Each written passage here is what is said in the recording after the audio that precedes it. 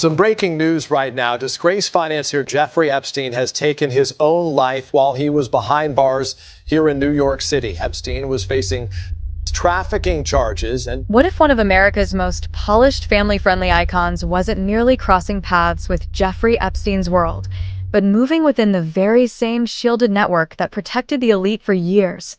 That's the unsettling question now surrounding SteveHarvey as a new wave of Epstein documents reaches Washington in November 2025. Suddenly, familiar names, overlapping timelines, and suspiciously close associations are lining up in ways that are becoming nearly impossible to dismiss. This isn't about a casual reference buried in some forgotten email. It's about a pattern where Epstein's correspondence, Diddy's conviction, and turmoil inside Harvey's own household all appear to intersect. Same years, same social circles, same troubling quiet. And now, people are asking whether this silence was just coincidence or part of something much bigger. I think it reinforced the research that I did on my book, that Jeffrey Epstein has always viewed himself as smarter than everybody else, and he also has collected people all along the way, particularly over the 2 decades through his trafficking. And that was always to get secrets and bits of information about individuals that he could pass to other people he trafficked in. In mid-November 2025, lawmakers in the U.S. House released more than 20,000 pages from the so-called Epstein files, covering correspondence from roughly 2008 to 2019. Inside those documents were emails where Epstein boasted that Donald Trump knew about the girls and described long visits at his properties. Claims reportedly supported by House staff who said the former president saw far more than he ever admitted. As soon as the files dropped, Democrats and Republicans immediately clashed over them, each side accusing the other of selectively highlighting emails to control the narrative. The political back and forth might seem like typical Washington theater, but it highlighted one critical fact. These documents are no longer rumors or leaks. They're part of the public record, and they're pulling more names, timelines, and relationships into full view. Now put that against what unfolded with Sean Diddy Combs in 2024. After years of whispers and civil lawsuits, federal prosecutors finally brought a sweeping case built on testimony from former partners and insiders describing orchestrated freak-offs, dating back as far as 2008. By mid-2025, a New York jury acquitted him on the most serious charges, racketeering, conspiracy, and trafficking by force, but still found him guilty on 2 counts of transporting individuals across state and international lines for paid intimate encounters. Each of those charges carries up to 10 years. Diddy is now serving a 50-month sentence at a federal facility in New Jersey, with a recently updated projected release date of June 2028. His team plans to appeal, and he continues to deny the allegations, but the detailed testimony, particularly about staged encounters that were filmed and allegedly used as leverage, has already shattered the polished mogul persona he built for decades. Her, doesn't it? She probably wants to get out early. So I think that we have more digging to do. I think the DOJ transparency effort here is the right thing, but the reason it's on a Friday, Will, is I think there are no smoking guns. There's other places we have to look. Well, Buck, you appropriately... And this is where SteveHarvey steps into the picture. While Epstein was firing off smug emails about presidents and powerful friends, and while Diddy was allegedly constructing a hidden ecosystem to satisfy his private impulses, Harvey was rising as daytime TV's self-appointed moral compass. He was the man preaching responsibility, telling guests to uphold standards, and urging women to expect more from the men in their lives. But behind that polished image, things were far messier. Harvey's ex-wife, Mary, was publicly accusing him, through court filings and online videos, of psychological manipulation, financial pressure, and what she dramatically labeled soul destruction. A phrase she used to describe what she claimed was a combination of emotional torture, deprivation, and mental breakdown tactics. In 2017, she filed a $60 million lawsuit alleging everything from conspiracy against her rights to severe emotional abuse. The case was ultimately dismissed on jurisdictional grounds, with the judge ruling it belonged in Texas and Harvey's team calling the claims frivolous and entirely fabricated. But the accusations never disappeared. They simply slipped out of the public conversation. quietly shelved, never fully addressed on camera, and left to linger in the background of Harvey's carefully curated public persona. He took my Winton from me. He turned my son against me. By 2019, all of these storylines were unfolding at the same time Epstein was still alive, trading emails with journalists and high-profile contacts. Diddy remained at the top of the entertainment world, running brands, commanding nightlife, and hosting the kind of exclusive events that shaped his image. And meanwhile, SteveHarvey's own household was slipping into the tabloids because of his stepdaughter, Lori Harvey. That summer, Lori, then in her early 20s, was photographed again and again with Diddy, who was in his late 40s. They were seen vacationing together in Cabo, walking through New York in coordinated outfits, and even sharing a quiet lunch in Italy with Lori's mother and SteveHarvey sitting at the same table. Then came the photos from August, Lori with her arm wrapped around Diddy while dining with her parents. Those images instantly transformed what had been online rumors into a mainstream conversation. Fans began asking the obvious question: how could a man who built an entire... Her mother is 54 years old. Her mother is 5 years older. At the time, the media treated all of it like harmless celebrity buzz. TMZ-style outlets framed the situation as a light, summer fling. People close to Diddy claimed he was simply trying to heal after Kim Porter's sudden passing in late 2018. Others insisted Lori had been a longtime family friend who brought him comfort during a difficult chapter. Some reports even emphasized that Lori had always denied dating Diddy's son, Justin, despite years of speculation that she'd been romantically linked to him. First at in 2019, that was the narrative. Messy, glamorous, but ultimately normal Hollywood speculation.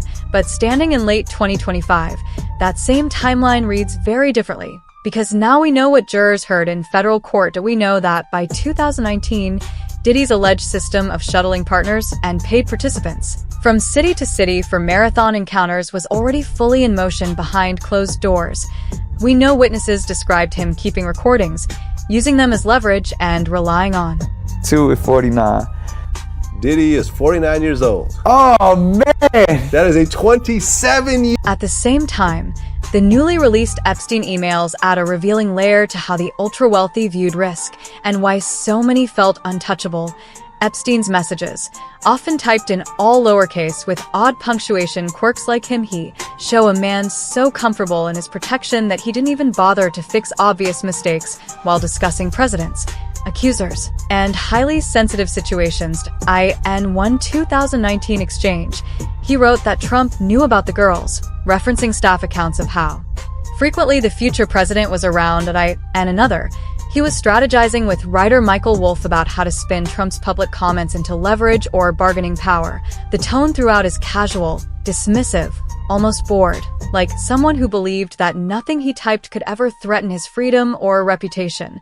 That mindset matters, because it raises a broader question. Was a similar bubble of protection operating around men like Diddy and even SteveHarvey when Lori Harvey was photographed with Diddy and then later spotted with her parents in Europe? Fans expected Steve to address the situation, but instead of a statement or even a brief acknowledgement, all they got was silence. At the time, entertainment outlets noted something strange. While Lori and Diddy were dominating headlines, SteveHarvey was online promoting his Sand and Soul Festival in Cancun and sharing posts about anniversary trips with Marjorie. So I just keep going through. But then I'll tell you something too. Haters motivate me. Because when they talking about me, that means I'm doing something. We also can't overlook the fact that SteveHarvey's silence came at a time when his own private life was already being pulled through courts, blogs, and public scrutiny. Mary Harvey had appeared on camera accusing him of everything from mishandled divorce assets to emotional devastation. She claimed the Texas judge's promises were never honored, that she was left financially and psychologically broken, and that Steve used his influence to push her aside while reinventing himself as a motivational figure. Harvey's legal team pushed back aggressively, promising to fight and countersue, and over time, the major case was dismissed. But the allegations themselves, the talk of emotional manipulation and psychological torment, still linger in the background, and they sit awkwardly next to the public image of a stepfather who reportedly watched Lori sit across from Diddy in Italy and kept every reaction behind closed doors. People who understand how Hollywood's protection networks operate say this kind of silence is rarely accidental. IT is usually a coordinated strategy crafted by managers, lawyers, and network executives. The reasoning is simple. Any statement Steve made about Diddy's relationship with Lori would open the door to deeper questions about what he had seen at backstage events, private trips, or industry parties over the years. Now, I'm a Christian, but I ain't that good a Christian. As Congress pushes the Department of Justice to unseal the remaining Epstein-related files under a proposed Transparency Act, and as Diddy sits inside FCI Fort Dix with more than 70 civil lawsuits still hanging over his companies and personal wealth, SteveHarvey's past choices are beginning to look very different. On one side, you have the talk show host who built a brand on telling women to know their worth and urging men to rise to a higher standard. On the other, you have an ex-wife who says she was emotionally shattered at a stepdaughter who entered a rumored relationship with a man nearly 30 years older, someone who would later be convicted of serious misconduct tied to coercive dynamics and paid encounters, and a long, deliberate silence from a man who normally comments on everything. When you line up these stories, a larger pattern starts to emerge.